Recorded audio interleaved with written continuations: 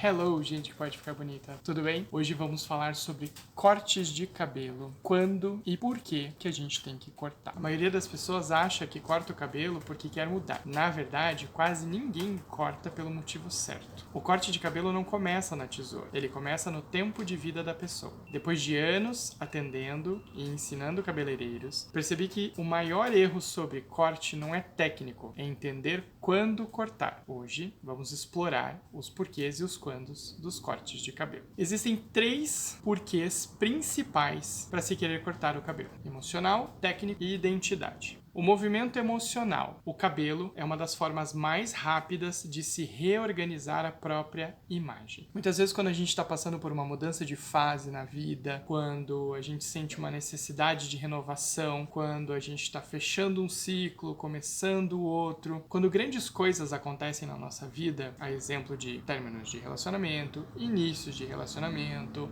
a chegada de um neném, uma promoção de emprego. Toda vez que você tem um grande evento que mexe com o seu emocional, você sente uma vontade de mexer no cabelo. Você sente uma vontade de ajustar a sua imagem para se adequar ao sentimento que você tem. Que nosso cérebro, ele funciona buscando padrões e harmonia. E quando a gente se olha no espelho, tudo tem que estar em harmonia. A nossa imagem com o nosso sentimento. Então, muitas vezes, quando a gente está meio para baixo, a gente nem gosta de se arrumar muito, que é para poder refletir o quanto a gente não está se sentindo bem. Então, cortar o cabelo, mudar um corte de cabelo, trazer uma transformação para o cabelo pelo motivo emocional, geralmente precisa ser muito bem pensado, porque vem daqui, não vem daqui. A gente vai ter essa necessidade de adequação com o nosso estado de espírito, com as coisas novas que estão chegando, e para que coisas novas cheguem, nós precisamos estar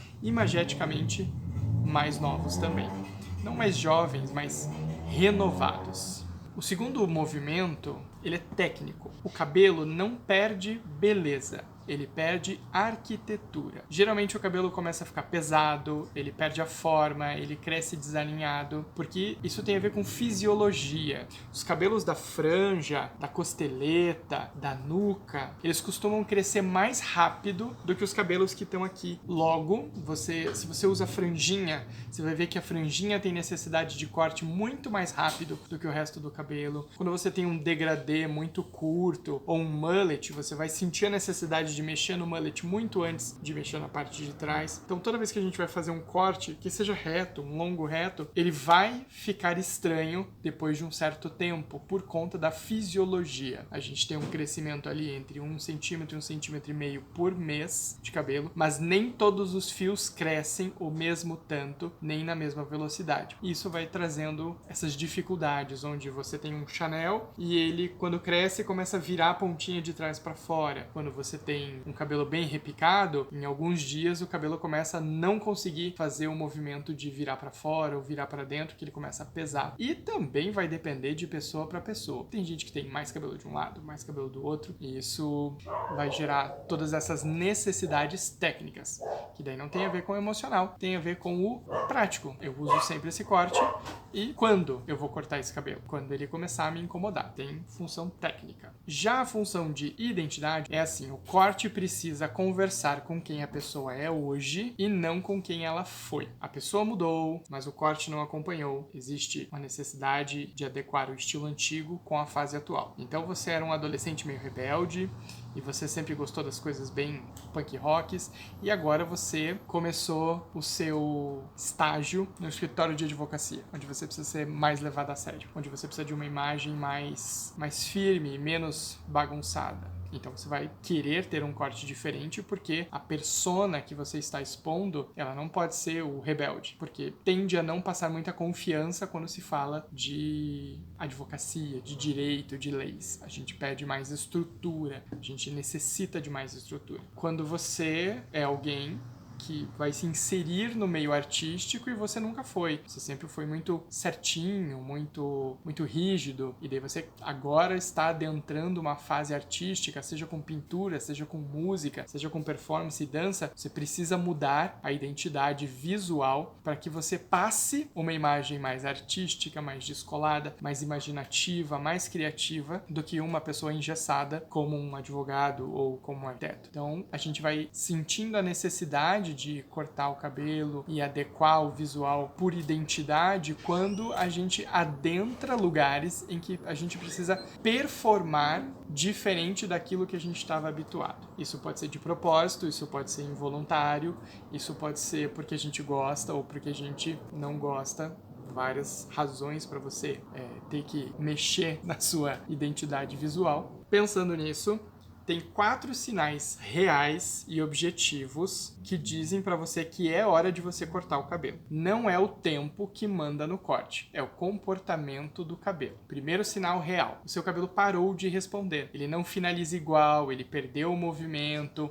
Você tenta fazer aquela escova, ela não se ajusta, você passa aquele olhinho, não funciona mais, você usa a pomada, não tá funcionando. Ele deixou de funcionar, ele parou de responder. Ele não tem mais aquilo que tinha quando você saiu do salão. Que afinal de contas, quando eu penso em cabelo, quando eu penso em corte de cabelo, quando eu faço um corte de cabelo na cliente, eu penso que o cabelo tem que ficar bonito não só no salão, tem que ficar bonito no dia a dia. Todo dia tem que ser o dia de cabelo bonito. Então, quando ele para de responder o arrumar em casa, que geralmente eu ensino, quando ele não funciona mais, é porque tá na hora de cortar. Não tem a ver com produto, não tem a ver com água, geralmente tá na hora de ajustar o corte. E isso varia, 30, 45, 60, vai depender do comprimento, do teu formato de cabelo, do quanto ele cresce. A necessidade vem dessa sensação. Parou de responder, é hora de cortar o cabelo. Segundo sinal é que o peso vence o formato. O volume começa a ficar estranho, o caimento começa a ficar pesado, você começa a ver que ele tá meio sem forma. Então, mesmo para um cabelo liso, reto, que você usa ele divididinho no meio, ele começa a ficar esquisito, porque as pontas já não se adequam mais. Quando a gente usa o cabelo mais de lado, geralmente um lado pesa antes do outro, por conta de crescimento, tempo. Então, quando ele começa a parecer estranho, a franja começa a não parar no lugar, ela não faz mais o topete, então é porque ela tá ficando pesada, tá na hora de cortar. Quando a camada, a onda, o cacho que você fez não tá aguentando ficar enrolado, é porque ele tá muito pesado, porque ele tá ficando fora de corte. Quando eu tenho um cabelo mais arredondado, cacheado, e ele para de ser redondo para começar a ficar triangular, isso é sinal claro de peso, porque o cabelo está crescendo e chega a hora do corte. De novo, não tem um tempo certo, 30, 45, 60, 90 dias, vai depender de cabelo para cabelo. O terceiro sinal, que é um indicador psicológico forte, é que você começa a prender o cabelo muito mais do que deixar ele solto. Que quando o cabelo tá bom, tá bonito, você tá gostando, você tá arrumando, não tá pesado, o cabelo fica solto, porque ele é agradável, ele é aprazível e ele é manejável. Quando ele começa a ficar pesado, não arrumar mais, o que você faz? Rabinho, porque é mais fácil, é mais rápido, daí você começa a ficar injuriado com o cabelo, assim. Então o que você começa a fazer? Prender o cabelo demais. Daí você prende, quando você vê, você passou aí 2 meses soltando o cabelo para lavar, secando o cabelo para prender. Isso é um sinal claro de que você precisa de um corte definido e que se arrume. Então tá na hora de cortar quando você passa muito mais tempo com o cabelo preso do que com o cabelo solto, independente se é curto ou comprido. Então são esses quatro fatores: o crescimento não igual, o cabelo preso mais do que solto, o peso do cabelo e o cabelo que parou de responder.